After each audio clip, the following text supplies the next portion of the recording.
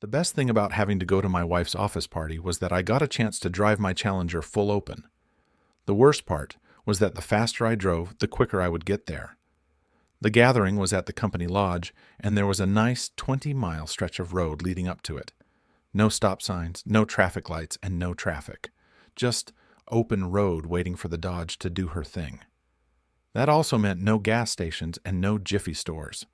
Candy and I had been drifting apart ever since our daughters both got married.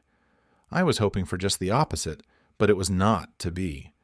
Candy insisted that I accompany her to this function, even though I indicated that I did not want to go. Previously, she had gone by herself. Candy was a drinker, and I wasn't.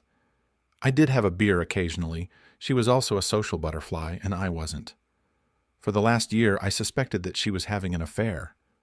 At this point, I didn't care. I guess that was part of the reason we were drifting apart.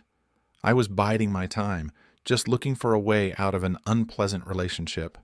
I needed a way to end the affair. I have to admit that I am probably the reason that my wife decided to seek greener pastures. I am, so to speak, a weird type of minimalist. I grew up in a very poor family. My brothers and I had far less than most kids our age.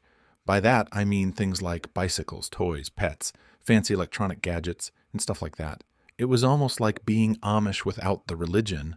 I wasn't stupid, and I fully understood the way the normal world functioned, but couldn't bring myself to go along with it. I knew that it was important to stay out of debt. It was important to pay your bills, and it would also be prudent to put something aside for retirement. To live a comfortable life as a minimalist, you do not have to be a fanatic, but you do have to keep yourself under control. By allowing yourself a few indulgences, you can appear to be normal to most people. My biggest indulgence was my marriage and family. It was really difficult for me to find a woman who I felt could tolerate my eccentricities and who could accept my uniqueness. Candy was from a similar background as I was and was used to living a frugal lifestyle. She didn't embrace it as I did, but she could tolerate it. The longer we were married, the more she seemed to normalize. What I mean is that she became less frugal and more average. I didn't like it, but I understood, especially after the girls were born. So that we would not appear to be weird, we bought a small, practical house and started to wear better clothes. Candy was getting her hair done occasionally and became quite adept in grooming and makeup skills. We got 2 smartphones, last year's models. As the girls got older, Candy started to work. It was a minimum wage office job. Transportation was necessary, so we got her a small Honda Civic, just like I had. Her wages just about paid for the car expenses, lunches, and her new wardrobe requirements. It was a wash, but I was happy with that. My name is Michael Johnson. That is about as common a name as a man can get.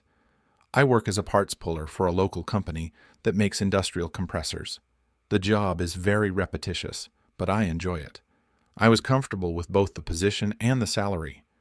At times, I was offered promotions but turned them down. I did not tell Candy. My second indulgence was one that I kept from my wife. I felt it would be prudent to save for our retirement. Every chance I got, I would buy a 1-ounce Krugerrand. I had over 30 in my basement safe, and I was just starting. My final indulgence was a 1970 Dodge Challenger. My older brother, Travis, was killed working on an offshore oil platform. He left me the Challenger in his will. I was able to keep it up by myself, but the insurance premiums were a killer. Candy had done well working for Gilbert Industrial. She got regular raises and promotions. During the first year, she talked about her job quite a bit, but then it started to taper off. Now, she rarely mentions anything at all about work or the people she works with. I knew something was not right, but could not put my finger on it. I was hoping to get a better idea of what was going on tonight. The company gathering was sort of like a retreat. It was a weekend event. I felt out of place even having to go to it. I had met all of her associates at one time or another, and I did not like any of them. We left the interstate at Holbrook, and I was finally able to let the Challenger loose. She responded just as I knew she would. Candy was not comfortable with the speed, but held her tongue. Yes, I did exceed the speed limit. No, I didn't care. "Mike, what is the hurry? We have plenty of time to get there. Why don't you slow down a bit?" "I am not anxious to get there. You know damn well that I didn't want to go at all. I am just using this time to clean out the engine. She needs to run every once in a while.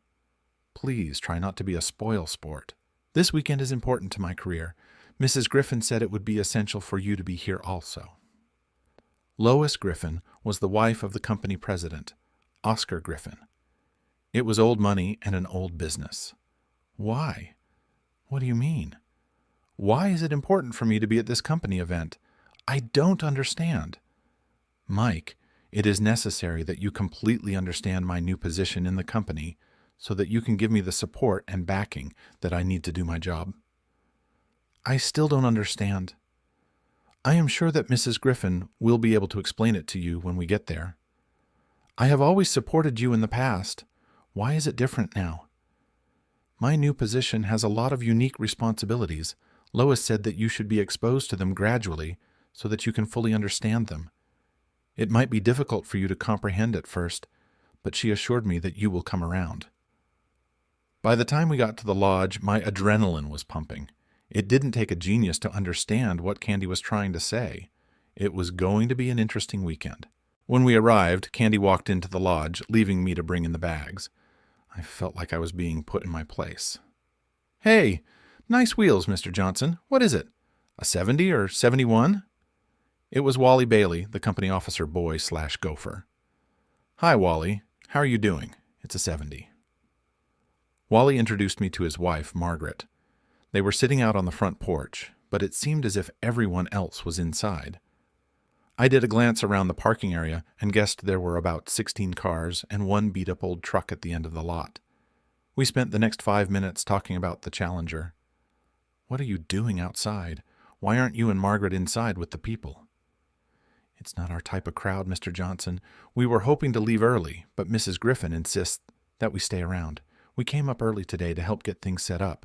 The caterers all left about an hour ago." "You're going to have to explain yourself. What's going on?" "Something fishy, but I don't know exactly what.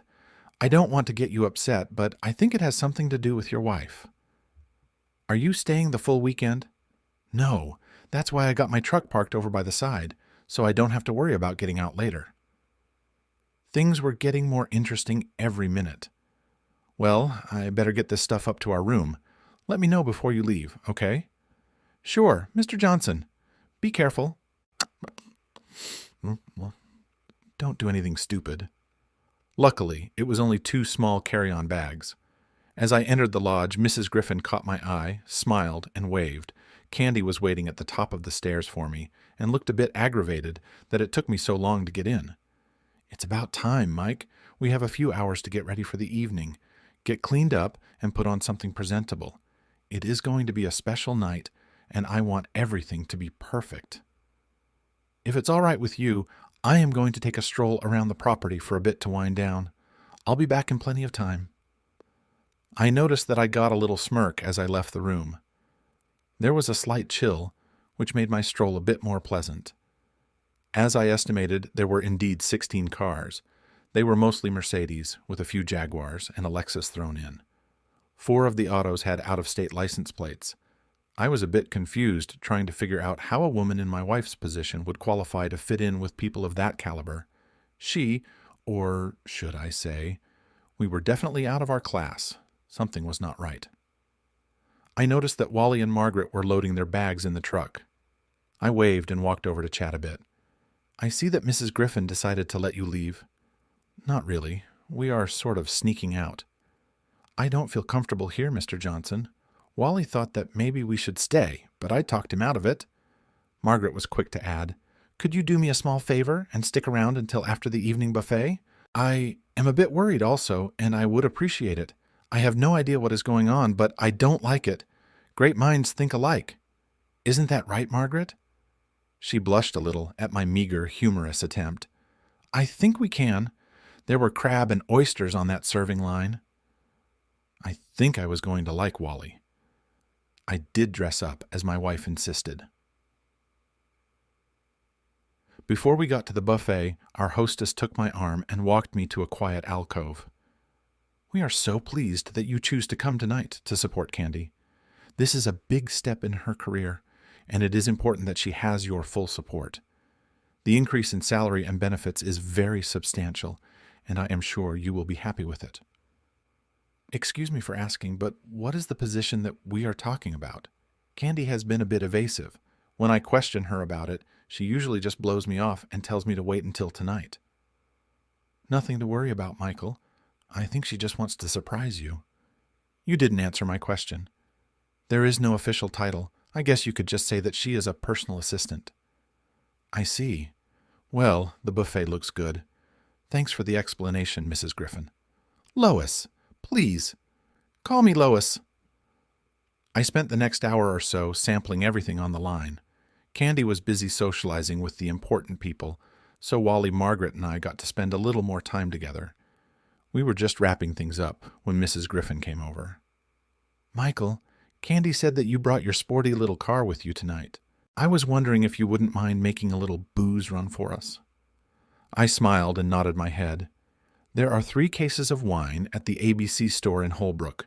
They are already paid for, so all you have to do is drive down and pick them up. There shouldn't be any problems, but if there are, just call me. Make sure you take your phone with you. I'd be glad to, Lois. I'll let Candy know and be on my way. As she walked away, I glanced over at Wally. Meet me outside in 5 minutes.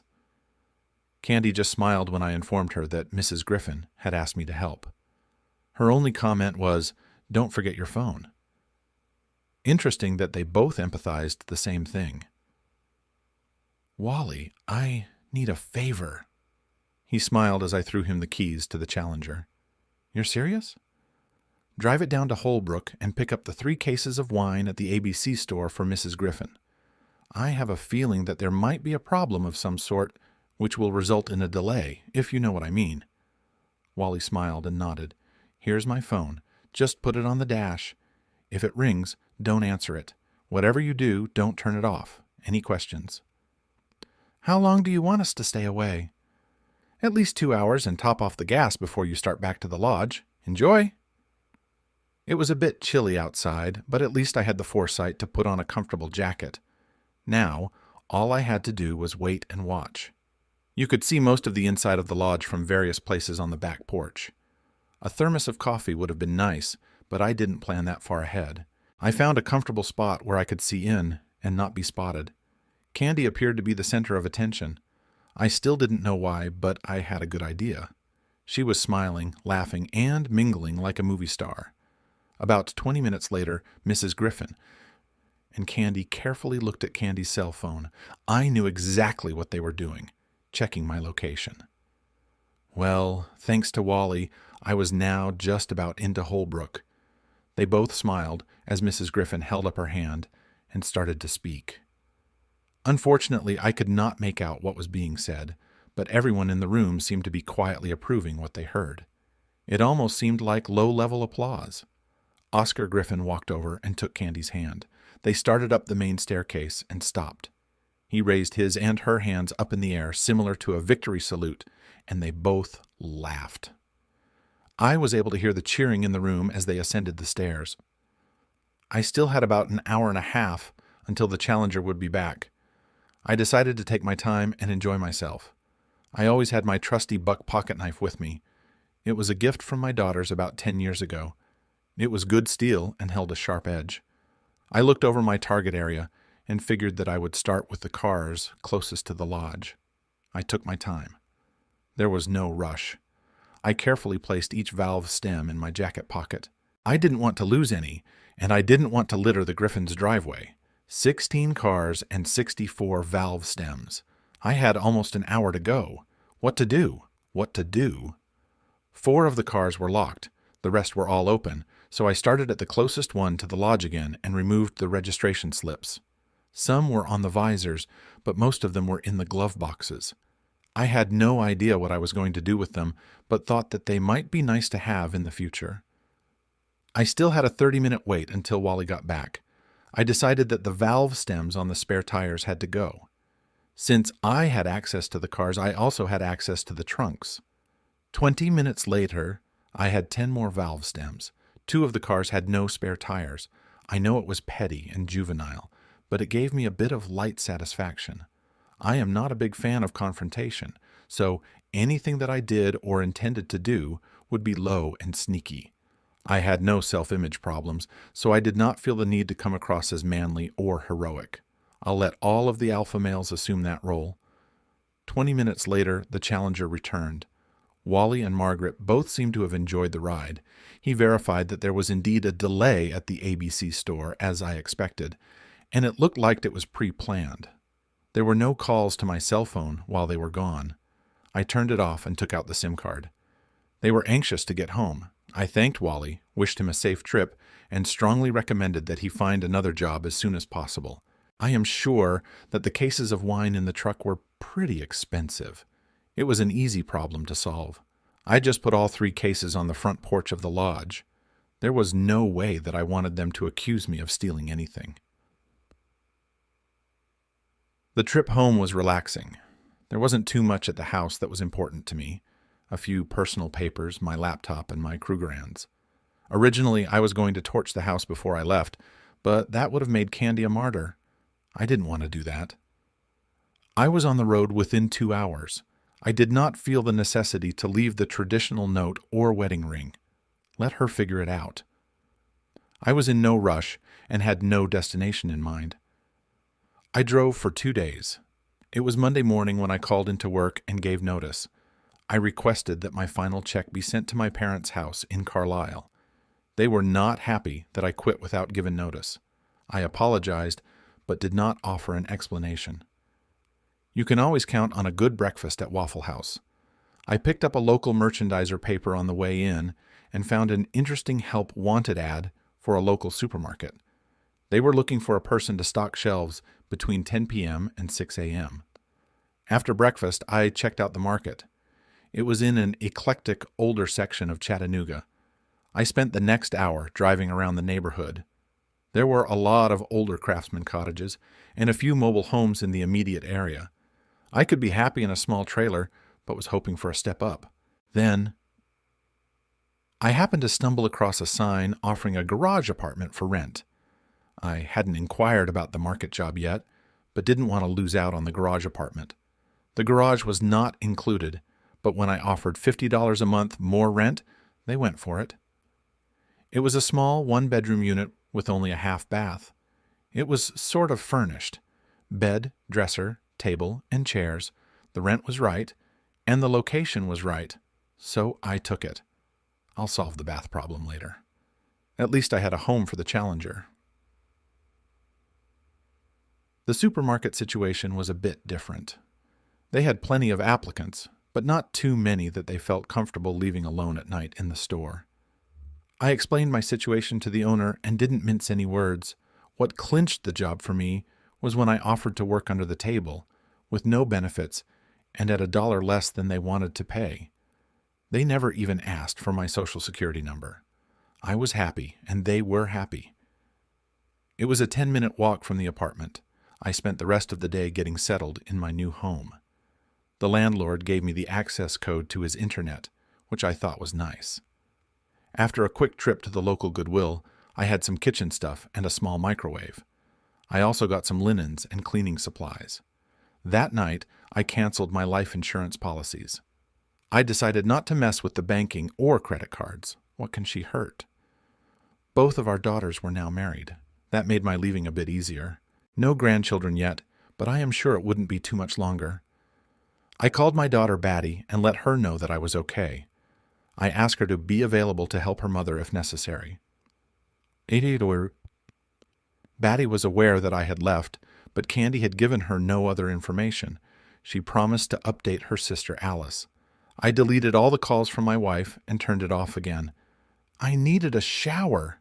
Maybe tomorrow. Not everything was perfect. I had to find a secure place for my gold. I realized that what I had was not considered to be significant, but to me it was important. For some strange reason, I ended up getting a safety deposit box in Huntsville, Alabama. I was hoping that they couldn't connect it to me in Chattanooga. Of course, I was completely wrong, but I felt that I had at least tried. It was almost a 2-hour drive, but I didn't mind. The garage door at the apartment was fairly secure, but I installed a new hasp and a heavy-duty lock just to make sure. I had to protect my baby. It did not take long to get settled in at my new job. The first 3 nights they had a man work with me, and then they left me on my own. I didn't have to do anything in the produce or the meat department. The biggest pain was in the frozen food section. I had everything under control after the first 2 weeks. For $20 down and $10 a month, I got a Planet Fitness membership, which solved my shower problem. The big downside was that I had to give them a credit card number. I had to make another trip to Huntsville to get a credit card at my new bank. I was beginning to see how hard it was to get completely off the grid. Some modifications were going to be necessary. I had no idea how hard Candy would try to look for me, or if she would try at all. To hell with it. I'll deal with that problem when it comes. In no time, I had the routine down pat. I started work at 10 p.m. and finished at 6. It was a 20-minute jog or 30-minute walk to Planet Fitness. I had originally joined primarily just for the shower facilities, but gradually started using the other gym equipment. By the end of the first month, I was getting almost 2 hours of gym exercise every day. I felt better, and I was also losing a little weight. I never considered myself to be heavy, but I was a bit flabby. It felt good to get back into a routine. I was comfortable with my new job and enjoyed it. It was repetitious, but it was also different. Hard to explain, but I am sure you can figure out what I mean. I did my job and they left me alone. The gym was also a good selection. In no time at all, I had decided what exercises I liked to do and which ones to avoid. I discovered that I got no pleasure or enjoyment working with heavy weights. Since I was running to my workout every day, the treadmills held no interest for me. I started each day with the Planet Fitness Circuit workout. That took about 30 minutes. I then spent 20 minutes on the C2 rowing machine, 20 minutes on the stair stepper, and finished up with 20 minutes on an upright bike. I never got a TV, but I did get a used desktop computer with a nice size monitor. My daily entertainment consisted mostly of YouTube videos. I didn't cook much, but did find that my eating habits sort of evolved a bit. Although it was not my intention, I found myself drifting toward a keto-type diet. Combining that with my odd working hours, I realized that I was also doing a bit of fasting. After 3 months, I was feeling better and losing weight. It was time to call my daughters again. This time I called Alice. "Hi, Alice, it's your dad." "Well, it is about time. We were all concerned about you. Are you okay?" "Yes, I am great. Don't worry about me. I have always been able to take care of myself. I am calling just to make sure that your mother is doing okay." "Mom is doing great. It seems like she got a raise at work and loves her job. She is, however, extremely pissed at you. She said that you deserted her at her promotion celebration and then left home like a hurt little boy. Those are the words that she used. She said you were jealous of her success." "Well, I am sorry, but I can't add anything to that. Until she is ready to tell you the truth, that is all I have. She said that things are a bit tight without your income, but with her raise she can handle it." "Well, I am happy for her. Did she tell you anything about her new job?" "Just that she is making more money and gets to travel a lot." I did not respond. After a slight pause, Alice started up again. "Will you be coming home for Christmas?" "I don't think so. I'll try and send something for you and Batty." "We don't need or want anything, Dad. We would rather have you here." "Sorry about that. I have to go now. Tell Batty I said hello. Bye." To Sissy, I felt a little down in the dumps. I got the feeling that my daughters did not understand the situation and felt that I was the reason for all of the problems. I wasn't happy about that, but did not feel that I was obligated to explain myself. It was apparent that there was no remorse on my wife's side. I found myself getting a little bitter. From what my daughter said, Candy was doing quite well without me. I still didn't understand why she wanted me at home. I finished off my case of Black and Tan and spent the weekend despondent. My beer consumption had been increasing. As the weeks went by, I found things improving nicely. I was doing well at work and got a raise that I was not expecting. They gave me free rein as far as my duties were concerned, and in a very short time, I had streamlined and improved the stock replenishment system. I provided a weekly report that they used to set inventory levels and establish reordering intervals. The store's overall computer system was already doing this, but they seemed to appreciate the manual input. My living arrangements were ideal for my situation and well within my budget. My weight was down, and I was building some muscle. In the right lighting, I could see a six-pack. I stopped shaving and now had a full head of hair just long enough to make a small ponytail. My whole image seemed to have changed, and I seemed a bit fearsome. My gym workouts were getting easier and a bit longer. An unexpected side effect was that I was also making a few friends at the gym. They were not really friends, but more like acquaintances. I was very careful around the female gym rats because I did not want any impropriety problems.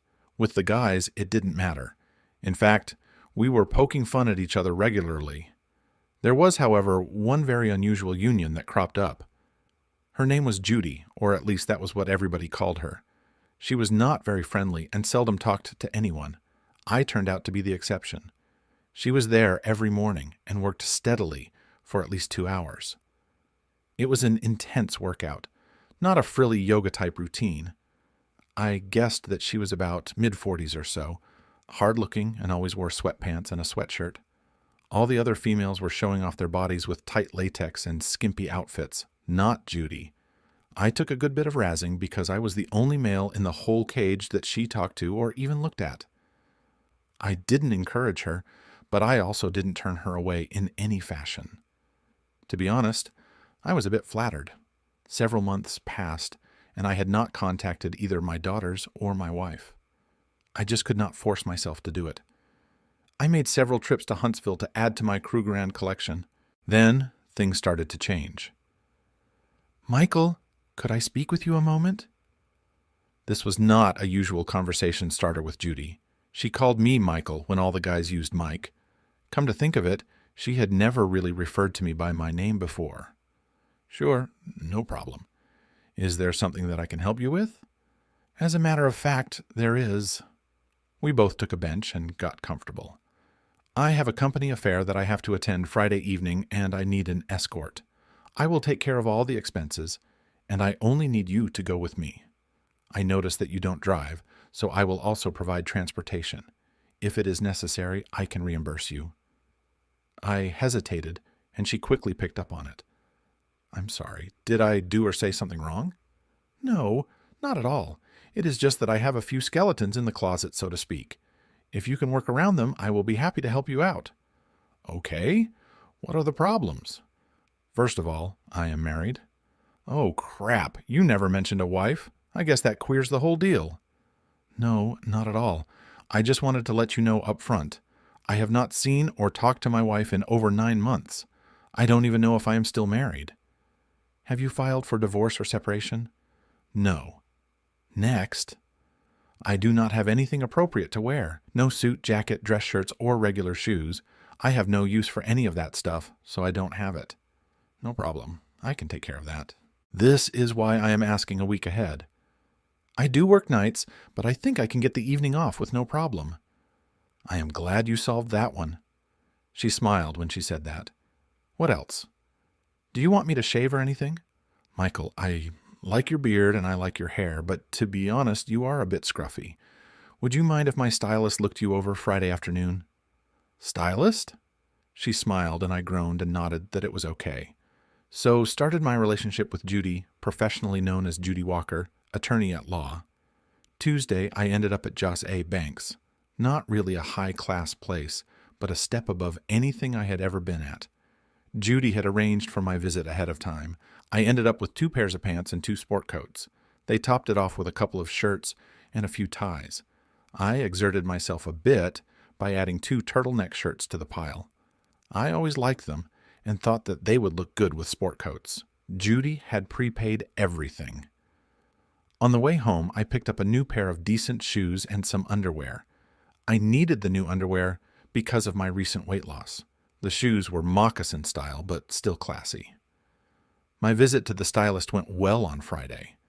The guy that was taking care of me was easy to get along with and did a good job. He left me with a close, neatly trimmed beard and changed my ponytail into a sort of short, modified mullet. I don't know the actual term, but it was long in the back. He assured me that it would be a lot easier to maintain. I liked it. He didn't talk much about Judy, but did say that I was a lucky fellow. Judy showed up at the apartment at 6 on the dot. She did not get out of the car, but did a short beep. The Lexus looked out of place in my neighborhood. I went with the gray jacket and gray turtleneck. I thought that I looked pretty good, but I have no point of reference. I was thankful that she was driving, because I did not know my way about the city. Judy, before we go in, can you explain what exactly I am expected to do or not do tonight? The first hour or so will probably be socializing. You don't have to get involved with any of that. Most of the people here will be big-feeling snobs that you don't want to have anything to do with. Avoid them if you can. Mainly, I want you to stay close to me and keep the leches away. Try not to be obvious, but don't let any of them elbow you out. See that I have a drink in my hand at all times, ginger ale or mineral water. Be friendly and agreeable, and whatever you do, don't lose your cool. Basically, you are arm candy. Make them think that we are a couple. I never thought of myself as that kind of a guy. I don't have a lot of experience doing things like that. Are you going to be able to handle it? You bet. Oh, is there any food? After about an hour, we will each get a $500 plate of rubber chicken and listen to some speeches. When that is over, there will more glad handing. Oh, by the way, you look good. It was at that point that I realized that I had not complimented her on her dress or her hair. I really was out of my element. The first part of the evening went exactly as she had explained. I found my role to be a bit easier than I had anticipated. The room was full of unattached males, all of them with expensive suits and big watches. Judy did look good, and most of them knew that she was not married. Quite a few of them took the time to stop by and chat her up a bit. They were testing the waters, so to speak. I found myself giving them all a squinty eye stare, like Charles Bronson. Amazingly, it worked. Every time I left her side to refresh her drink, another vulture swooped in. A few of them brought her drinks, which she quietly handed off to me to dispose of. Judy glanced at me a couple of times and sort of smiled, sort of. At last, we got to sit down. 300 chicken dinners appeared from nowhere. It was a pathetic plate of food. I am not what you would call a fussy eater, but this was different. I kept thinking about that $500. Judy sort of leaned over to me. Michael, do you want to blow this place? She tried to use a Bogart accent, but it didn't work. I didn't answer her. I just stood up, took her hand, and we quietly left. I don't think anyone even noticed. When we hit the parking garage, she kicked off her shoes and threw me the Lexus keys. Find us some real food, Michael. 20 minutes later, we were at Hillbilly Willie's. We each had a full rack and a long neck. She was no stranger to the Tabasco. Both of us ignored the side of fries. The Bibbs were eagerly welcomed. While we were eating, I noticed one unusual thing. Her evening gown had long sleeves. Most of the women's gowns all had short sleeves, or none at all. She was also still barefoot, and it didn't seem to bother her at all. Things quickly got back to normal. My evening with Judy was enjoyable, even though it didn't end up with any intimacy. We continued with our normal gym relationship. 3 weeks later, Judy had another function that required an escort. I accepted, of course. I felt obligated to explain the situation to my boss, and he found it to be quite amusing. Under the circumstances, he told me that it would not be necessary to ask permission for time off. Just leave him a note. He more or less told me that I was responsible for my own time and to handle it accordingly. Judy's daily gym workout was pretty heavy. She kept her heart rate up, and she sweated quite a bit. She was always fully clothed. Most of the female gym rats wore sports bras and shorts. Judy wore sweatshirts and long pants. It didn't seem to make sense, but I was not going to bring it up. Our second night out was similar to the first, except that there was no food and there was more drinking. More drinking meant more lizards sniffing around. Every other guy who approached her brought a fresh drink. I was busy most of the evening collecting and disposing of the unwanted glasses. One of the more obnoxious guys finally got my goat. I took him aside and quietly told him that if he hit on my fiancée one more time, I was going to clean his clock. He disappeared for the rest of the evening. So did a lot of the other sleazes. I didn't realize that I had become so menacing. We went for sushi after the gathering, but ended up eating $40 worth of sashimi. It was another fun, platonic evening. 2 days later, Judy surprised me while I was doing my rowing. "Why didn't you tell me we were engaged? I was a bit embarrassed yesterday when some of my workmates asked me about it." She didn't wait for an answer, but she did smile. I called Batty. She said that Candy had been avoiding her and Alice. All Batty knew was that Candy was traveling a lot and that people were staying over at the house on a regular occasion. I asked her if her mother had filed for divorce, and she had no idea. It had been several weeks since she or Alice had had any contact. For some reason, I was pissed off. The more bottles I emptied, the worse it got. The next morning, I got one of the flat rate boxes at the post office and mailed 74 valve stems to Oscar Griffin at Gilbert Industries. I included a short note. "Thanks for a fun evening." It had been well over a year since the party, but I was pretty sure that he would remember it. I missed the gym that day. I didn't want to work out with a hangover. I did get the 3rd degree from Judy the next day. I promised to explain everything to her the next time we had supper together. She picked me up at 6 that night. Judy took me to Ruth's Chris Steakhouse. It was my first time in a place like that. I did dress up nice for her. She listened quietly and passed no judgment the entire night. I was back at my apartment in time for my work shift. Judy had one more question for me the next day at the gym. Did I know any of the people who were at the lodge that night?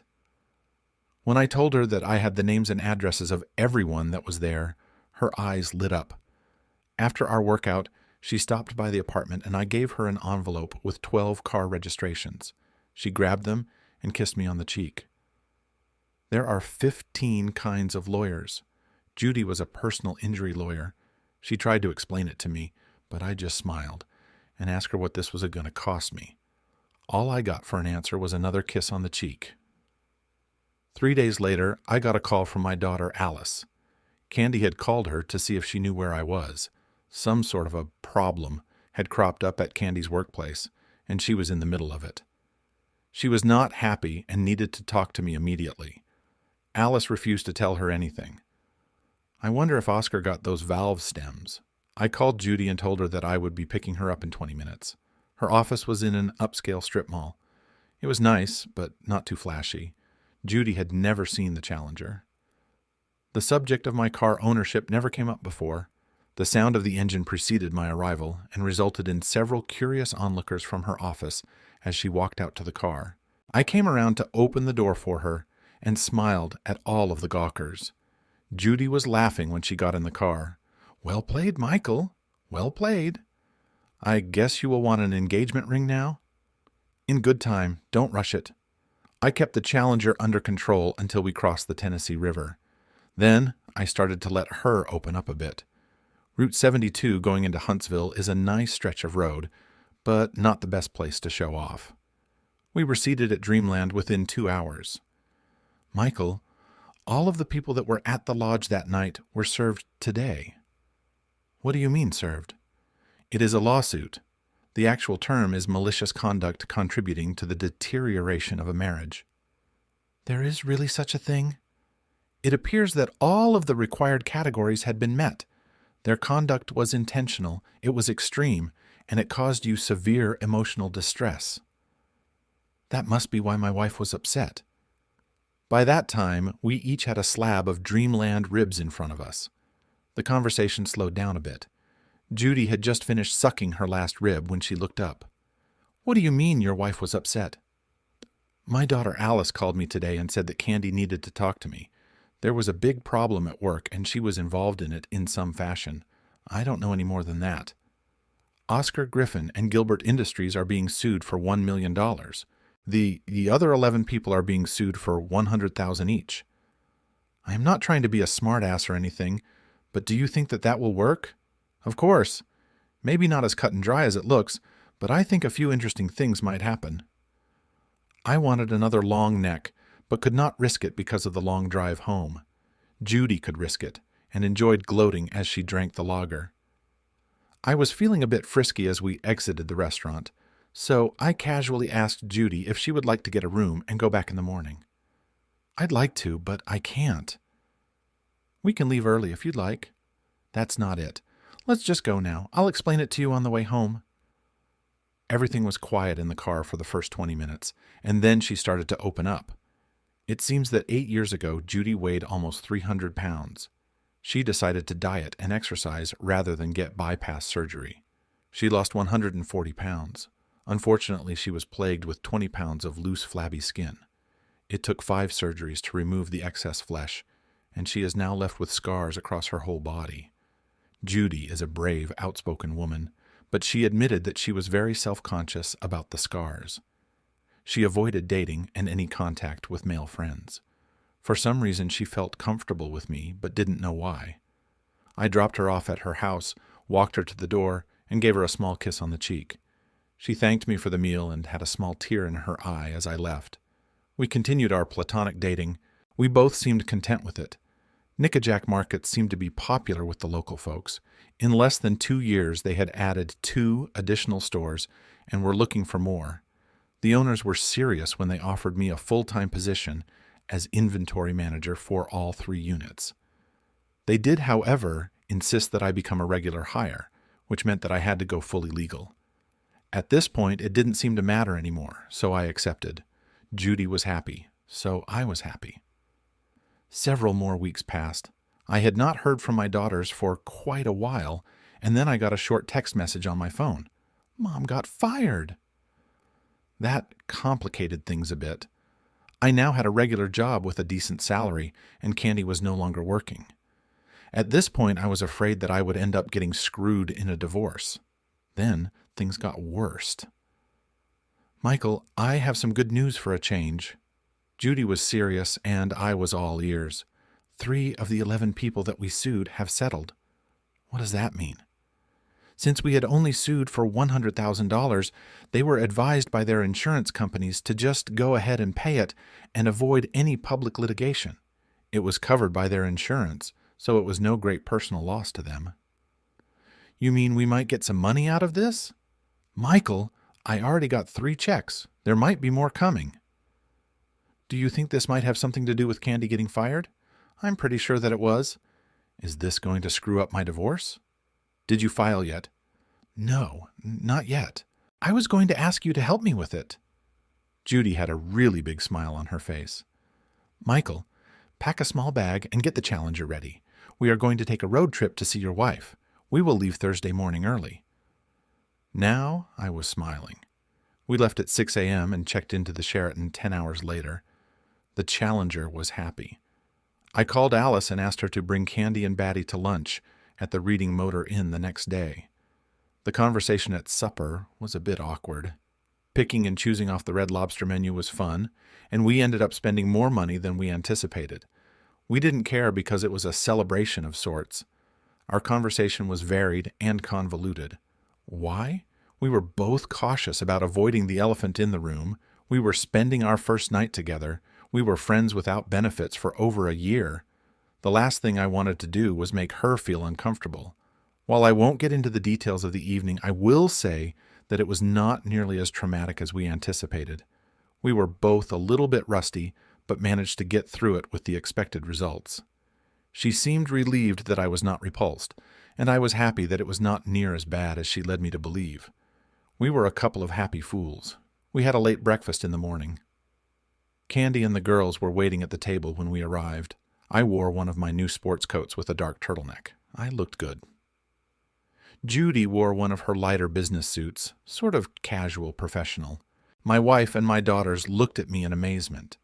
Candy, Alice, Batty, this is Judy Walker, my confidant and attorney. Judy, my wife Candy, and daughters Alice and Batty. It was awkward, but the best I could do. Before we could get to any meaningless chit-chat, the waiter showed up to take the drink orders. I am not hungry. If you don't mind, I'll just have coffee. Candy was first to break the silence. I quickly glanced around the table and came to the same conclusion. Why don't you just bring us 5 coffees and leave a pot on the table? The waiter nodded, and everyone seemed relieved at the decision. It is nice to see you again, Mike. Would you care to bring us up to date on what you have been doing the last few years? Candy had a slight smirk when she said it. Just working and allowing you the freedom to find yourself or whatever you were doing. Judy slightly kicked me under the table. I needed you, and you deserted me. You might have needed somebody, but it wasn't me. Mom, Dad, quit it. I am sure you didn't set up this meeting so that you could sit and snipe at each other. Dad, what are we here for? Alice was being very assertive. I could see that this was going to be a very short gathering. I was at a loss. I glanced over to Judy for a hint of some kind as to how to go forward. She ignored me but took over the conversation. Judy reached in her purse and pulled out an envelope. She handed it across the table to Candy. Mrs. Johnson, this is a divorce petition. I think that you will find it very fair. I suggest that you take it to your attorney and have him look it over. Batty and Alice both looked astonished. It was easy to see that they were not expecting this. Candy, however, had a big grin on her face. She didn't take the envelope from Judy, but reached under the table and got a similar one from her purse. You stupid jerk. I divorced your wimpy ass 8 months ago for desertion. You never got a copy because I didn't know where to send it. It is final. Whatever you got here is worthless. There is nothing that you have that I want anyhow. Her smile turned into a big smirk. The waiter returned with our coffee and a full urn for the table, just as Candy was getting up. She smiled at Judy and me and gave the girls a weird look before leaving. She left both envelopes on the table. Dad, can we all stay for lunch? I hear that they have a really good quiche here, Batty said. Judy and I had a small laugh and asked the waiter for menus. Judy, Batty, and Alice had a great lunch and conversation. I felt like I was eating alone. I never did understand women too well. The girls all exchanged phone numbers and promised to keep in touch. After returning to the room, I started packing. Michael, I thought that we were staying another night. We are, but not here. Hurry up and pack. 1 hour and 30 minutes after that, we were in Elkton, Maryland. 30 minutes later, Judy Walker became Judy Johnson. We spent the night in Luray, Virginia. I wanted to go further, but we didn't make it. We got a house with a 3-car garage. That's another story. The girls said that Candy had a fit when she found out I got $2 million from Gilbert Industries. Candy moved to Iowa. I don't know why.